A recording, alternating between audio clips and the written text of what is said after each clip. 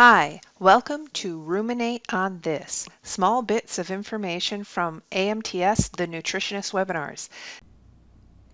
In this clip from the Canola Mazing webinar with Dr. Essie Evans, Daniel Scothorn addresses whether he balances for amino acids.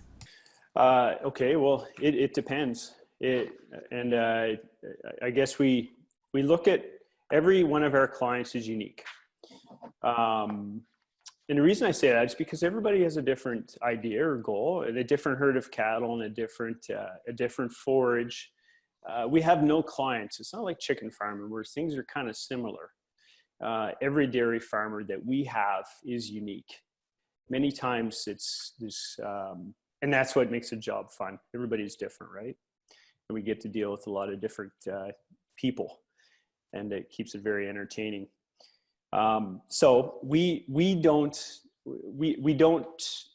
have a one-size-fits-all approach when it comes to formulation of these nitrogen nutrients. We certainly have some farms that are using amino acids, and to be honest, we're still learning.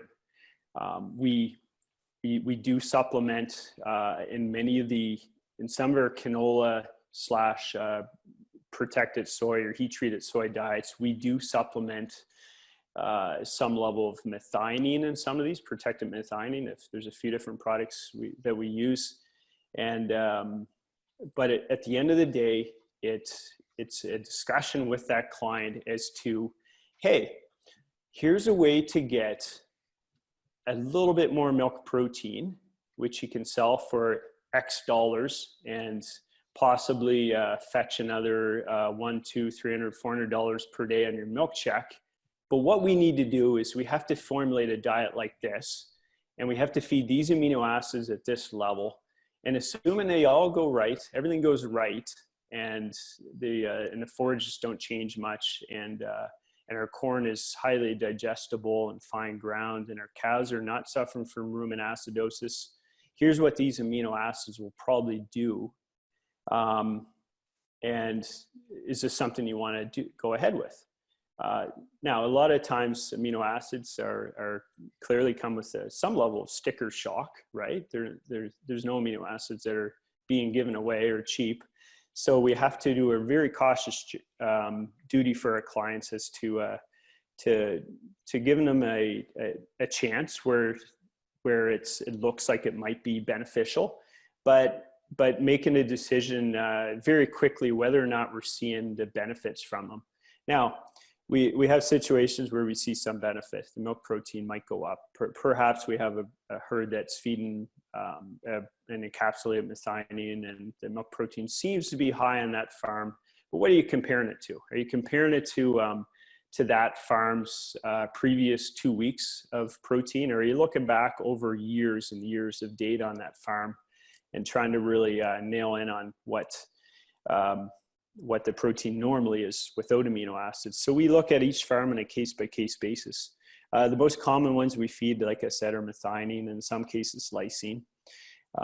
We do, from time to time, look at the lysine in terms of, I guess not, we're always taking a look at the lysine relative to the metabolizable energy of a diet.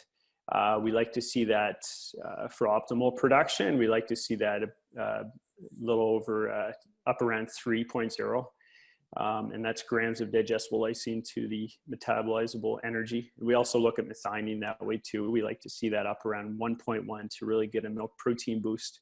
But I'm going to admit that not all times we see success with these products, and it ends up being a hefty cost for clients to use. Now, there's more science coming out every month that helps us understand this a little bit better. But I'll be honest, we don't use amino acids all the time. We look at amino acids, but the main things we look at are on AMTS are still, we look at crude protein just to make sure it's roughly within a range that it should be.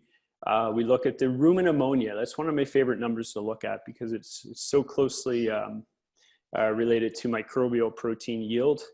and also milk urea nitrogen. And those are two things that we keep an eye on. And the other thing is we look at metabolizing protein. And Okay.